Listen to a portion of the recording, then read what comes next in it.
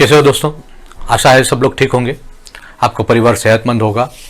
आज हम बात करेंगे कानून व्यवस्था के बारे में, जो हमारे देश की रीढ़ की हड्डी है। और ये व्यवस्था अगर सही नहीं हो तो सब कुछ गड़बड़ हो जाएगा। बहुत सारे अपराध बढ़ जाएंगे, करप्शन बहुत ज़्यादा बढ़ जाएगा। हमारे हर विवाद का निपटारा पुलिस वालों के पास ही जाके खत्म होता है। पुलिस वालों के पास जाके शिकायत होती है, शिकायत होने के बाद कोर्ट में जाता है मामला और इस चीज़ का निपटारा होता है। ठीक है, ये एक ऐसा तंत्र है जो देश के लिए रीढ़ की हड्डी है।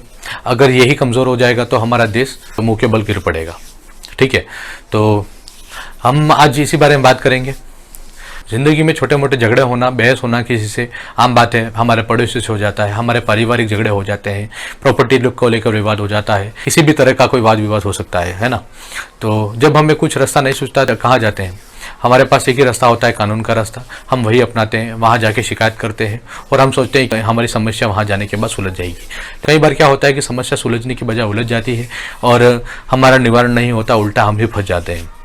कई बार ऐसे केस देखे गए हैं जहाँ व्यक्ति जाता है अपनी समस्या सुलझाने के लिए, लेकिन वह खुद फंस के आ जाता है और सब कुछ बेचारे के ऊपर आ जाता है, वो एक तरह से शिकार हो जाता है। ऐसे में वो व्यक्ति बेचारा जो कुछ कर नहीं पाता है, निर्दोष होते हुए भी वह ऐसे चक्कर में फंस जाता है, उसको उस चक्रव्यूह से छूटना नामुमकिन सा लगता है और वो डिप्रेशन में आ जाता है और कई बार लोग आत्महत्या तक कर लेते हैं।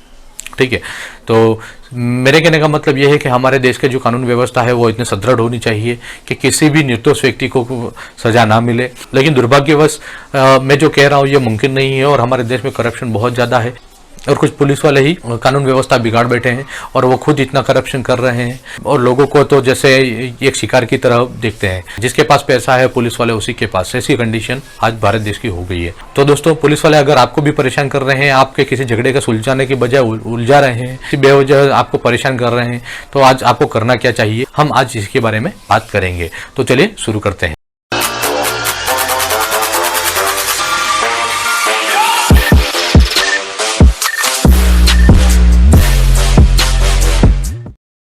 वैसे तो पुलिस आमजन की सुरक्षा के लिए होती है और अपने इस कार्य को बखूबी पूरा भी करती है, लेकिन कई बार किसी पुलिसकर्मी द्वारा बेवजह ही बेगुनाहों को जेल में डाल देने, मारपीट करने और झूठे आरोप में लगाने जैसे मामले भी सामने आ जाते हैं।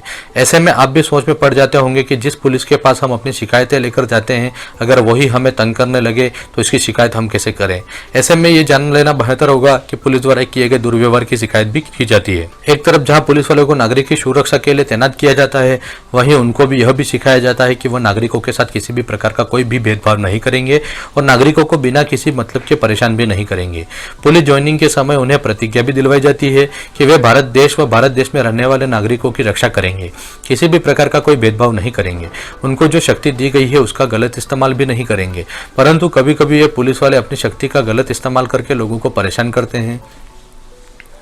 पुलिस द्वारा किए गए अत्याचार और लोगों को परेशान करने के लिए इन पुलिस वालों की शिकायत करने के लिए एक पैनल गठित किया गया है। इस पैनल का नाम पुलिस कंप्लेंट अथॉरिटी रखा गया है। क्या है पुलिस कंप्लेंट अथॉरिटी?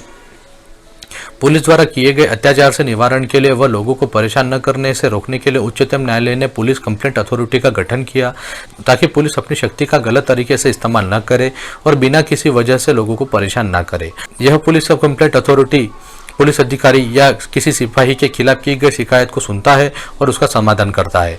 यह अथॉरिटी रिटायर्ड न्यायाधीशों का एक पैनल है जो पुलिस वालों के खिलाफ की गई शिकायत को निष्पक्ष रूप से सुनता है। इस रिटायर्ड न्यायाधीशों के पैनल की इनके स्वयं की यह शक्ति होती है कि इन शिकायत का समाधान कैसे करना है। शिकायत करते समय किन दस्तावेजों की आवश्यकता होती है, पहले आप ये जान लीजिए। सबसे पहला है मेडिकल रिपोर्ट। यदि पुलिस अधिकारी या सिपाही द्वारा आपको मारा गया और इस मार में आपको गंभीर चोटें आई हैं तो इन चोटों का मेडिकल रिपोर्ट शिकायत के साथ लगानी होगी। नंबर 2, शरीर या शरीर में किसी भी भाग में पुलिस के मारे जाने पर आई चोटों की फोटो चाहिए। नंबर 3, यदि आपने पुलिस अधिकारी या सिपाही के खिलाफ प्रथम सूचना रिपोर्ट दर्ज कराई थी तो उस रिपोर्ट की एक कॉपी शिकायत के साथ लानी होगी। नंबर 4, यदि आपने प्रथम सूचना रिपोर्ट दर्ज करा रखी थी फिर भी वहां से किसी भी प्रकार का कोई जवाब नहीं मिला तो उसकी भी एक आपको कॉपी चाहिएगी। नंबर 5, पुलिस थाने का डेली एंट्री का साक्ष्य आपको चाहिएगा।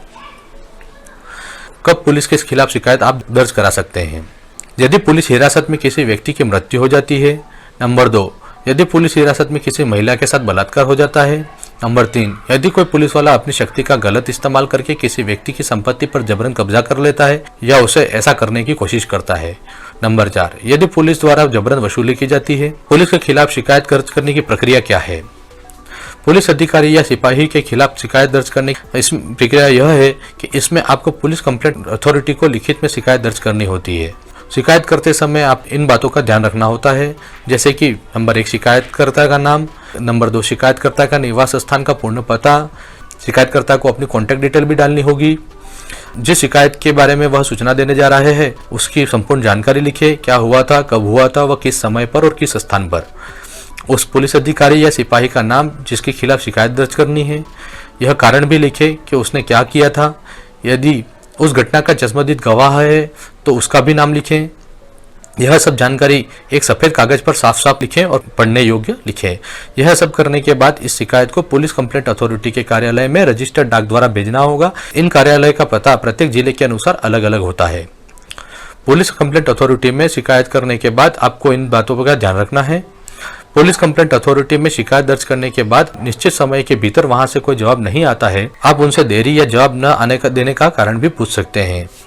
यदि आपके पूछे गए प्रश्न का कोई जवाब नहीं मिलता है तो आप ऐसे में आप पुलिस कंप्लेंट अथॉरिटी के कार्यालय में जाकर स्वयं वहां से भी जानकारी ले सकते हैं। यदि पूछे जाने पर भी कोई जवाब नहीं आता है तो आप सूचना अधिकार के तहत भी जवाब मांग सकते हैं।